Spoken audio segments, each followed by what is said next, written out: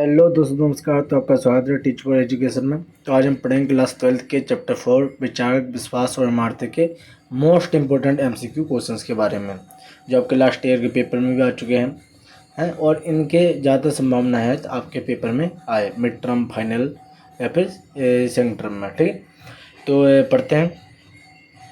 पहला क्वेश्चन है दोस्तों कि बौद्ध धर्म के संस्थापक कौन थे। तो ये तो सबको पता है, बौद्ध धर्म के संस्थापक महात्मा बुद्ध थे। ठीक है, गौतम बुद्ध।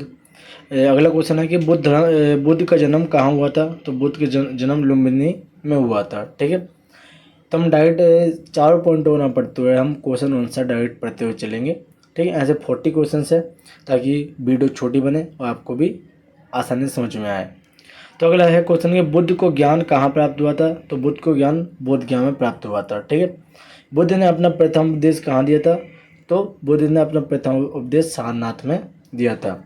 तो अगला क्वेश्चन नंबर 5 के बौद्ध धर्म के 3 रत्न क्या हैं। तो बौद्ध धर्म के 3 रत्न हैं बुद्ध, संघ और धम्म। धम्म का प्रचार किया था बौद्ध धर्म में, है ना। लॉन्ग क्वेश्चन में आपको मिल जाएंगे। तो अगला है कि बुद्ध के उपदेश किस भाषा में थे। जो बुद्ध के जितने उपदेश दिए गए सारे सारे पाली भाषा में दिए गए थे। ठीक है, तो अगला क्वेश्चन हमारा कि महावीर स्वामी का जन्म कहाँ हुआ था। तो महावीर स्वामी का जन्म कुंडग्राम था, कुंडग्राम की जगह में हुआ था। ठीक है, क्वेश्चन नंबर 8 है दोस्तों कि जैन धर्म के 24वें तीर्थकर कौन थे। तो जैन धर्म के जो 24वें तीर्थकर थे वो महावीर स्वामी थे। ठीक है, तो अगला क्वेश्चन हमारा दोस्तों कि जैन धर्म के 5 महाव्रतों में कौन शामिल नहीं था। जो 5 महाव्रत थे उसमें योग को शामिल नहीं किया गया था जैन धर्म में। ठीक है, अब बौद्ध धर्म में महापरिनिर्वाण का अर्थ क्या है, यानी इसका अर्थ है मृत्यु। ठीक है, अगला क्वेश्चन आपका कि बौद्ध धर्म में 4 आर्य सत्य किसने बताए थे। जो बौद्ध धर्म के 4 आर्य सत्य थे वो महात्मा बुद्ध ने ही बताए थे। तो संघ का क्या अर्थ है, बौद्ध धर्म में संघ का क्या अर्थ है। तो भाई बौद्ध भिक्षुओं का संगठन, इसका अर्थ है बौद्ध भिक्षुओं का संगठन, ग्रुप। ठीक है, अगला है बौद्ध धर्म का पवित्र ग्रंथ कौन सा था। तो बौद्ध धर्म का जो पवित्र ग्रंथ था वो त्रिपिटक, जो 3 पिटक के बारे में बताया गया है वो है। ठीक है, और इसमें अलग अलग शिक्षाएँ दी गई त्रिपिटक में।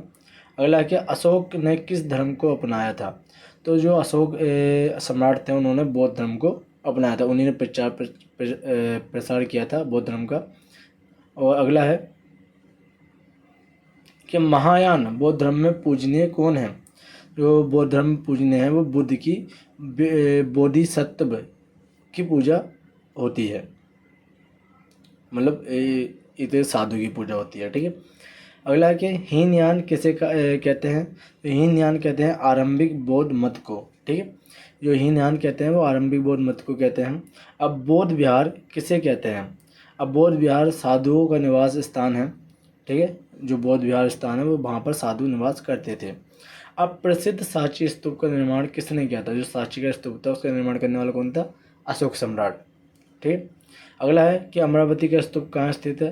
तो ये क्वेश्चन तो ज़्यादा पूछा गया कि अमरावती का स्तूप कहाँ पर है। तो ये आंध्र प्रदेश में स्थित है।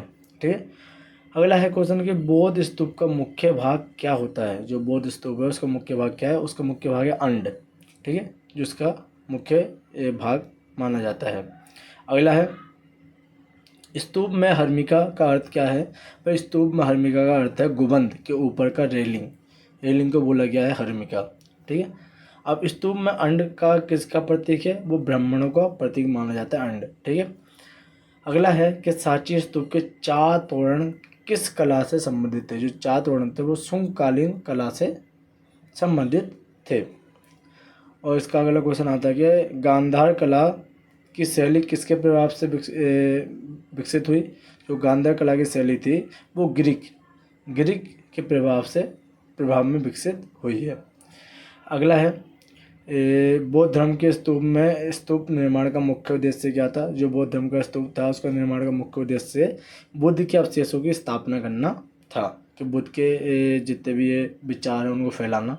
ठीक, अब अजंता की गुफाएं में किसके लिए प्रसिद्ध है। तो अजंता की जो गुफाएं हैं वो चित्रकला के लिए प्रसिद्ध मानी जाती है।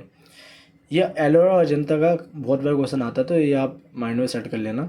ठीक है, एलोरा की गुफाएं किन धर्मों से संबंधित है? तो एलोरा की गुफाएं बौद्ध धर्म, जैन व हिंदू धर्म से संबंधित है।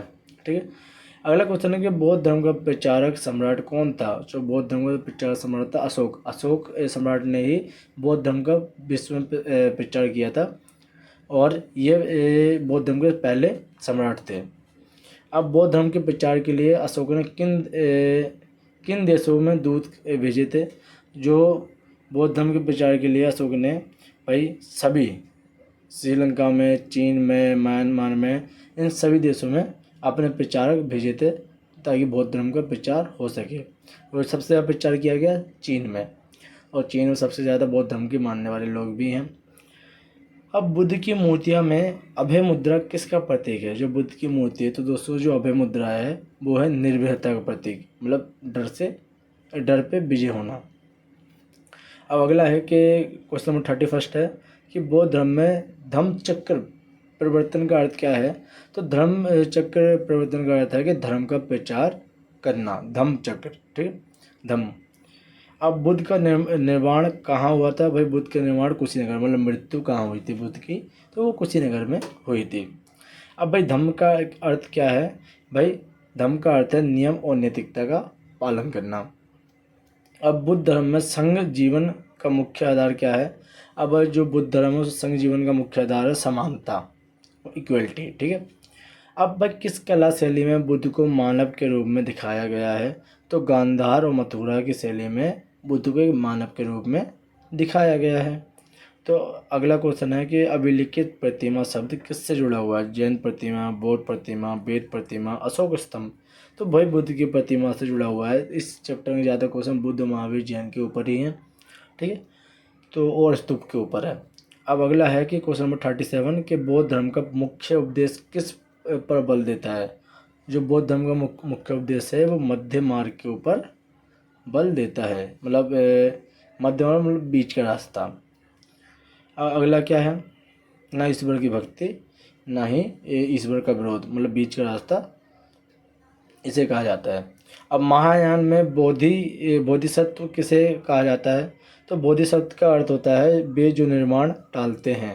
ठीक है, मृत्यु को टालते हैं। तो अगला है कि जैन धर्म का सूत्र अहिंसा परमो धर्मा किसका मूल है? जो जैन धर्म में शब्द है अहिंसा परमो धर्मा, अहिंसा ही परम धर्म है, तो ये किसका है? भाई वो जैन धर्म का है। ये तो सिंपल सा आंसर हो गया। अगला है कि बौद्ध धर्म का पतन किन कारणों से हुआ था? जो बौद्ध धर्म का पतन होने का कारण है भिक्षु संघ का भ्रष्टाचार होना और ब्राह्मण धर्म का पुनरुत्थान होना। जब ब्राह्मण धर्म का पुनरुत्थान हुआ, मतलब उनका उठना शुरू हुआ, तब बौद्ध धर्म थोड़ा नीचे हो गया। राजाओं का संरक्षण कम होना, राजाओं ने संरक्षण देना कम कर दिया, और ये सभी कारण क्या है? बुद्ध धर्म के पतन के कारण हैं। तो दोस्तों ये कुछ 40 क्वेश्चंस हैं जो हमने छोटी सी वीडियो में कवर किए हैं। साथ हम इसके जो जितने भी बड़े क्वेश्चन आते हैं उसकी वीडियो भी अपलोड हो जाएगी जल्दी। तो अगर आपको वीडियो अच्छी लगती है तो आप सब्सक्राइब कीजिए, साथ ही अपने दोस्तों में शेयर भी कीजिए ताकि उनकी भी हेल्प हो सके और आपकी भी हेल्प हो सके। तो थैंक यू, मिलते हैं आपको